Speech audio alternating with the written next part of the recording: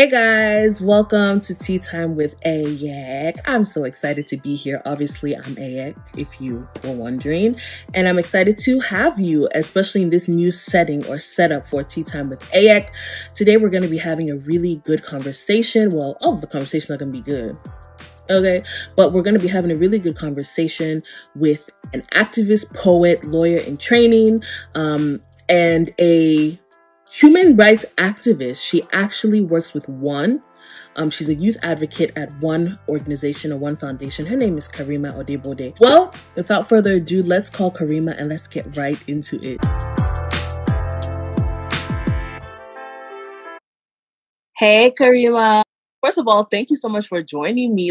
This has been a long time coming. Karima got a lot going on. She's a big deal. So us having her talk to us today, listen, I'm honored, all jokes aside. Karima is doing amazing things in every realm that she's involved in. So I'm super excited to have you here. So we're going to be talking about the connection or kind of the relationship between religion and mental health. But for us as Africans, specifically as Nigerians, we can't bring in religion without necessarily bringing in the cultural aspect of things. So, first of all, I just want to, jump right into it.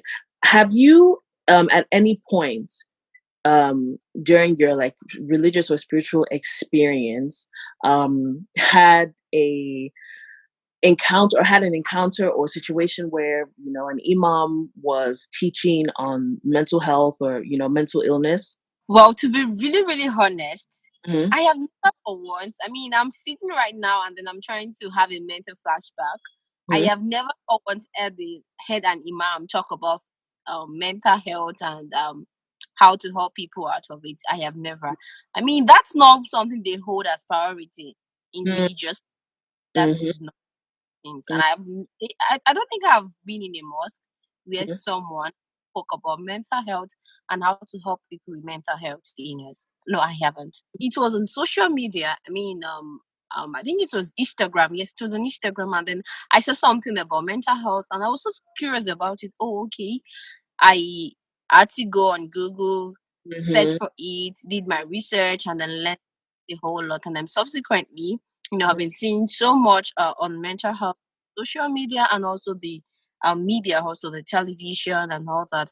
But then, speaking of it, I have never had any conversation, positive conversation about mental health with a religious person. Funny story, in terms of the whole culture discussion.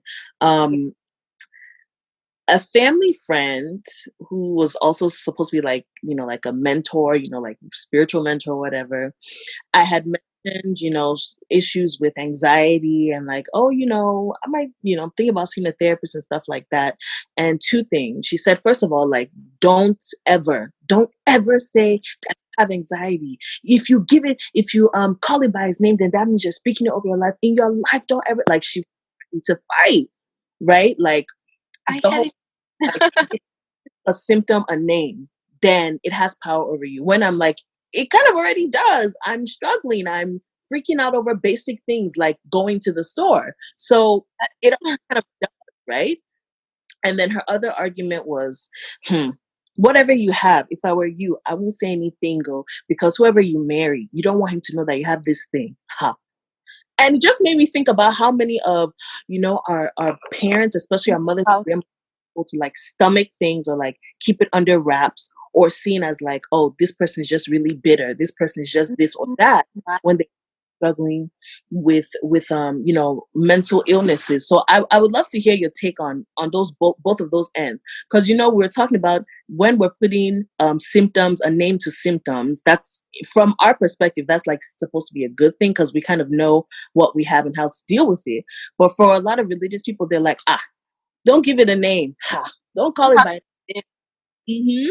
Well, the thing about it is that, I think, let me put it this way, it's lack of us not being intentionally knowledgeable. That is why we have to put out that argument.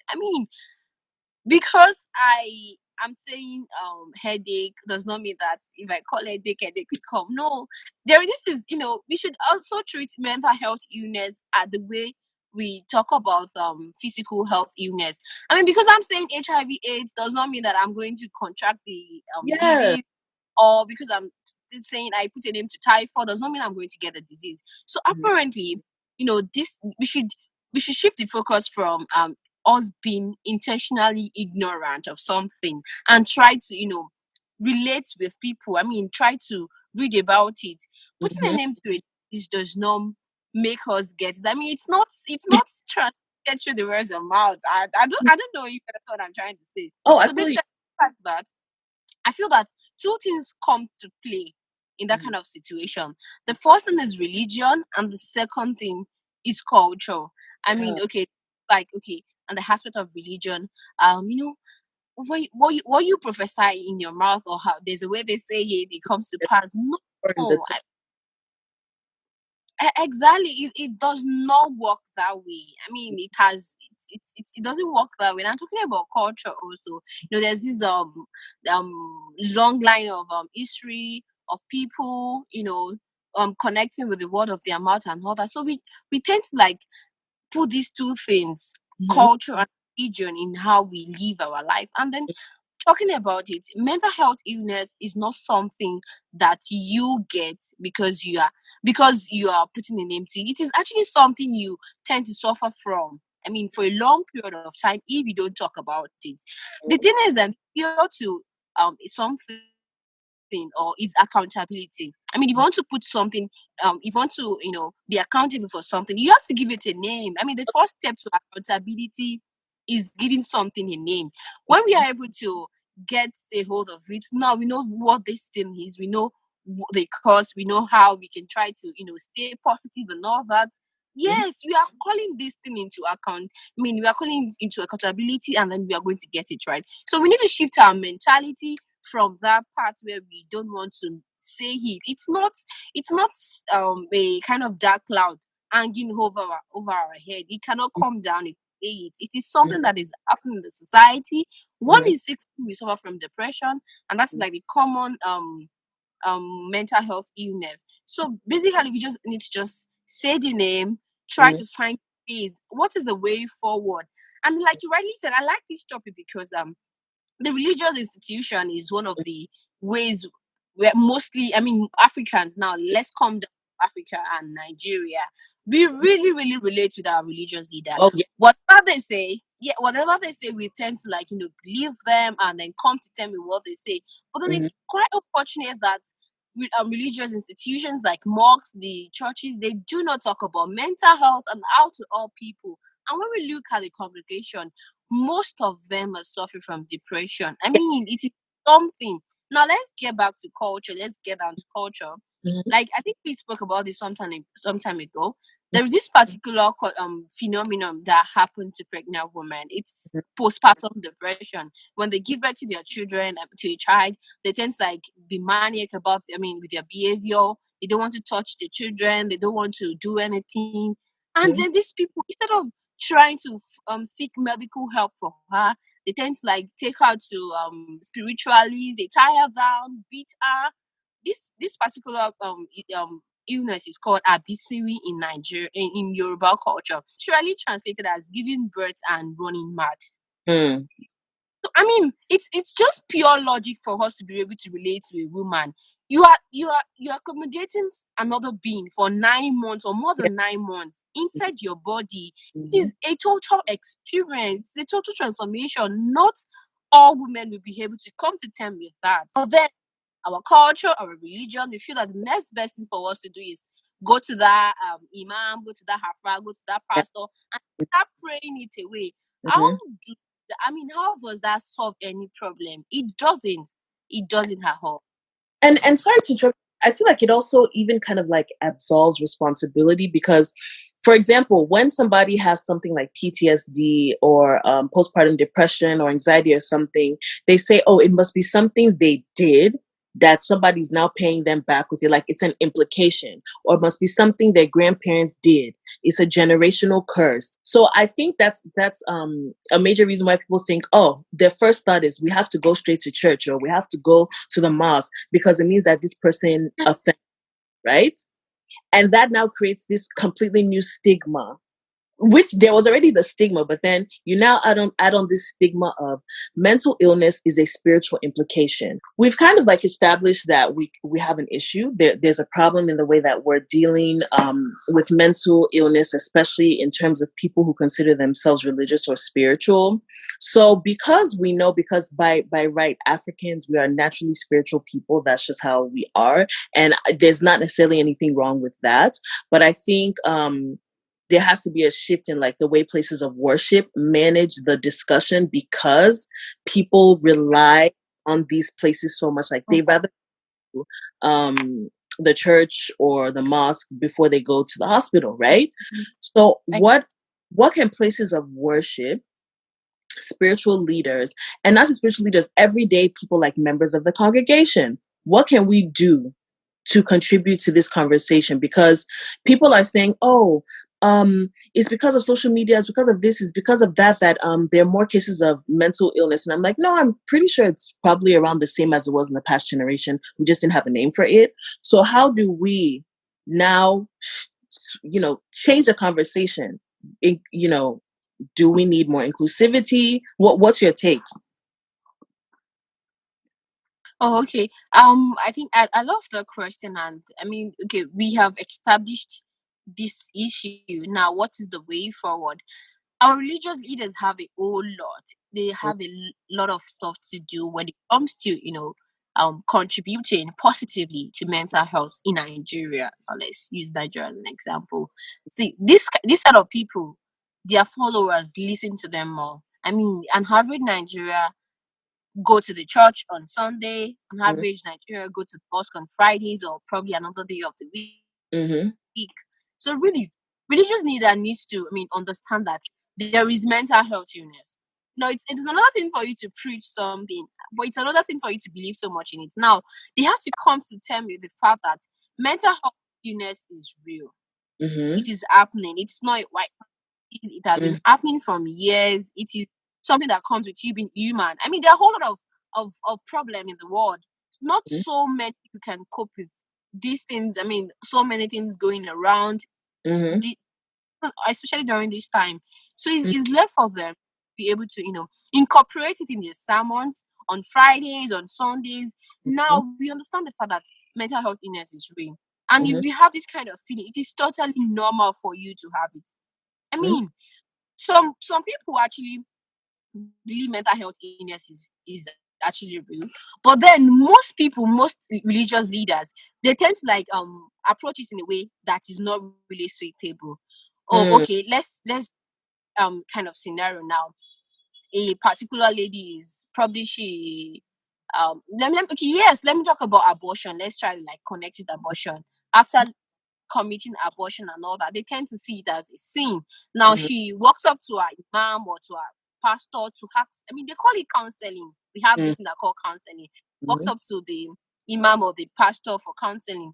The first thing most religious leaders do is castigate her. They Mm-hmm. don't care about that. Now they tend to like castigate her from. They tend to like incorporate their own cultural belief and not necessarily the spiritual belief and how it's supposed to run. They tend to like incorporate culture into how they counsel people. Now the first thing you understand is that if you're not particularly versed in counseling or in working people through mental health, there should be a kind of a partnership between just institutions and medical places. I mean, with people that can talk to. I mean, yes, counselors that can talk to people. Mm-hmm. Yes, that can approach the situation in a more palatable way. I Mm-hmm. feel that's like the first thing we have to like move. I mean, there should be a kind of partnership with them. And then if they want to take the bull by the horn, they want to do it themselves. I feel that religious places, especially the big ones that have so many branches and all that, the first thing or one of the major criteria to be a pastor or to be an imam to be over 100 people is that you have to be able to pass through a kind of guidance and counseling um, training, not our guidance and counseling in course. I mean, not the normal one, not the one we are used to. The ones that are that relate to people, relate with the mental health I feel that's like the second thing. And then Mm-hmm. the third one is that in the sermon, pastors and imams should, we should now shift the sermons away from prosperity and hellfire and all that. Let's try to incorporate mental health Mm-hmm. into the sermons now. Yes, we are talking about prosperity, we're talking about hellfire. Before achieving this, if there is prosperity, how well can people, manage themselves? Let's use Lagos for example. Lagos is a crazy place to live in. I mean, you wake up by 5 a.m., you try, you know, you are in traffic for like, let me say, 4 hours in a day. I mean, that's enough for you to go depression, and then you get to work and then your boss is yelling at you. I mean, most workplace are not something to write home about. They just want you to churn out the work.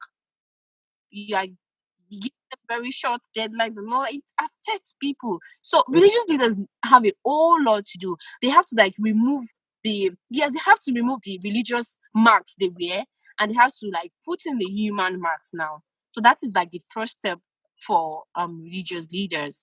I want to talk about prayer, or well, for both of us, Muslims and Christians, we pray.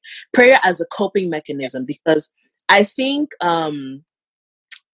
we can't necessarily say, oh, I'm not going to go get help, I'm not going to go see a therapist, I'm just going to pray. But by the same token, I know for a lot of people, especially even for me, someone that struggles with anxiety, putting in positive coping mechanisms, one of them being prayer and spending time with God. So what's your take on that?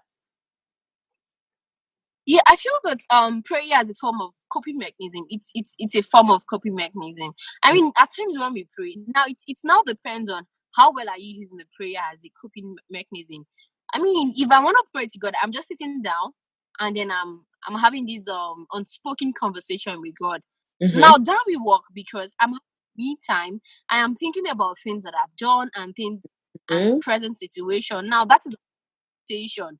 That is when prayer works. But then when you are communicating yourself, you're telling yourself, well, this is a sin. Why should I be feeling this? I want to pray it away. No, you can't pray it away. You can use prayer as a form of coping mechanism. I can just sit down in my room. If you're a Christian, carry the Bible and then try to meditate on some chapters. And that is you trying to feel good. I mean, I think one of the things I tell people suffering from mental illness is that try to write positive affirmations are very, very good. You just Mm-hmm. have and a pen, write things down. I mean, something that will make you feel good. Now we can put that in prayers. Now I can carry my Quran, look for verses, have positive affirmations. I can sit down on it, read it out, ponder on it. I am meditating. I would feel good after that. So that's one way I think prayer can be a very good coping mechanism. Beneficial. So I think that, just like you said, and I really appreciate that point, we already put enough. I mean, let's be honest, a lot of people already put their hope and faith and life into their religious leaders anyway. So with that power, use your power to realign. But I guess that comes from them as people as well, right? They have to shift their mentality. They have to shift their mentalities. So that's a long one. And then I really appreciate the point you made about it's not just to pray it away and then start condemning yourself. Exactly. You have to come to terms with it. Now, this is it. I think I'm suffering from this. And now I want my own coping mechanism. I want to spend time with my God. I mean, when spending quality time with my God, I am meditating. I am looking, how did I get to this point? How was the like? And where do I want to go? This way it is right for me to feel this way because I am human. I mean, we're all human. So it is right for us. Even our pastors and our imams, they feel this kind of way. They feel that sometimes they just feel that I don't even want to be a religious person again. I don't want to preach. They suffer from this, but they are not coming out to talk about it. So really, we don't have to feel like a super god, a superhero. We are humans, and we are allowed to feel one kind. We are allowed to. Our emotions are allowed to, come to play. They're valid. Thank you so much, Karima, for shedding light on this. I mean, I couldn't think of a better person to talk about this because, of course, you're on the field. You know what's going on. You know what people are experiencing. And then you also have your personal experiences as well. So it just helps take this conversation completely. I really appreciate you guys. She's It's Eid. It's her celebration time. It's her celebration time. Okay, so we definitely So, Eyek, just thank you so much for your time, guys. I'm you're gonna put welcome. social media information, everything down below. I'm also gonna link a lot of her work and what she does. And you guys should be following her. I don't see why you would not follow her. I don't understand it. So I'm gonna pretend like I do, but I don't. No, but definitely connect with Karima. Um, I can't stop speaking highly of Karima because she's doing awesome things. You know, Thank you so much. I really appreciate. she's committed to doing the work and she's committed to making our society work. And we just need more people like you, Karima. That's just it. Thank you. So I'm so honored to have you. So I hope you enjoy the rest of your day. I hope you're able to rest, be able to eat good food, eat rice for the both of us, please,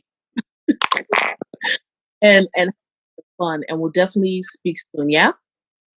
No, okay, no problem. Thank you Okay. so much. Have a nice day too. So enjoy the rest of your day. You too, please. Hey guys, catch a new conversation every single Friday here on my Instagram at Eyek and Tetham. So if you're not following me, I'm pretty sure you are in order to watch this. But if you aren't, definitely feel free to follow and stay connected with our conversation.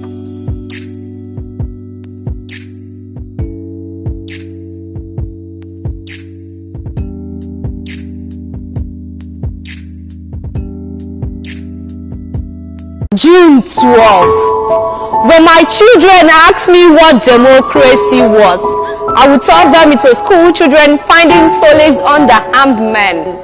I would tell them it was mothers closing the eyes of their dead husbands, women removing bullets from the bodies of their sons. I would tell them it was young girls having their first orgasm at 10, not gentle, not sweet, but forceful penetration. I would tell them it was Dapuche girls. I would tell them the tales of Amina, Binta, and other Chibok girls. I would tell them of crazy fanatics dying for 7 virgins. I would tell them of Baga, of schoolboys roasted in their dormitory at Buniyadi.